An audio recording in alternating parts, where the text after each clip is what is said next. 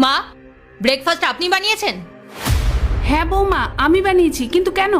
কাকে জিজ্ঞাসা করে আপনি বানিয়েছেন? আসলে বৌমা সকালে খুব খিদে পেয়ে গেছিল, তাই আমি বানিয়ে ফেলেছি। কাকে জিজ্ঞাসা করে আপনি ব্রেকফাস্ট বানিয়েছেন? কাকে জিজ্ঞেস করে বানিয়েছি মানে? আরে এটা তো আমার নিজের বাড়ি, আর আমার নিজের বাড়িতে খাবার বানানোর জন্য পারমিশন নিতে হবে। মা, প্রথম কথা হলো এটা আপনার বাড়ি না, এটা আমার বাড়ি। আর রান্নাঘরে চাল ডাল থেকে শুরু করে নুনটুকু পর্যন্ত না আমার স্বামীর রক্ত জল করা টাকায় কেনা। ওগুলো আকাশ থেকে পড়ে না, অনেক কষ্ট করে উপার্জন করতে হয়। আর আপনি তো খুব ভালো করেই জানেন ও একটা নতুন জবে জয়েন করেছে, ওর এখন মাথায় কত চাপ।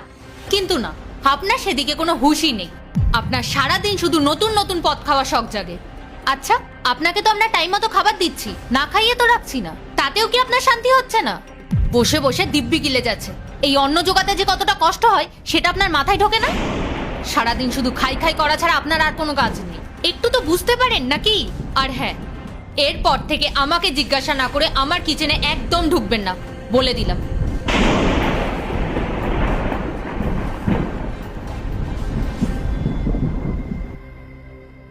বাবা ইন্দ্র, আমার ওষুধ শেষ হয়ে গেছে, তুই অফিস থেকে আসার সময় আমার ওষুধটা নিয়ে আসিস না? মা, তোমার ওষুধ শেষ হয়ে গেছে তো আমি কি করব? হ্যাঁ আমি মানছি আমি জব করি, কিন্তু আমি এত টাকাও ইনকাম করি না যে তোমার জন্য সবসময় ওষুধ নিয়ে আসবো। শোনো মা, আর একটা কথা বলি, বাড়ির আরো অনেক খরচাপাতি আছে, সেগুলো আমাকে চালাতে হয়। আর তুমি শুধু সেইগুলো না বুঝে সারাক্ষণ শুধু ওষুধ এনে করে যাবে। আর তুমি একটা কথা বলো তো, সারা জীবন এইসব ওষুধের ভরসায় থেকে যাবে? বাইরে থেকে কোথাও ঘুরে এসো, দেখবে মনটাও অনেক ভালো লাগবে। এইসব ওষুধ খেয়ে কিছু হবে না, বুঝতে পেরেছো?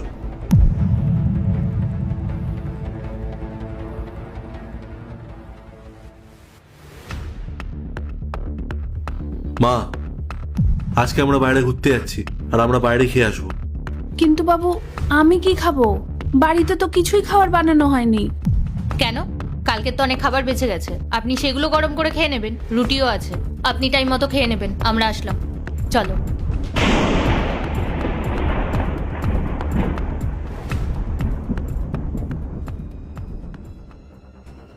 উফ, আমি অনেক টায়ার্ড হয়ে গেছি। মা, তুমি এই ব্যাগপত্র নিয়ে কোথায় যাচ্ছ? বাবু, আমি আমার এই বাড়ি ছেড়ে... ওহ, আমি কত বড় পাগল, আমি তো ভুলেই গিয়েছিলাম।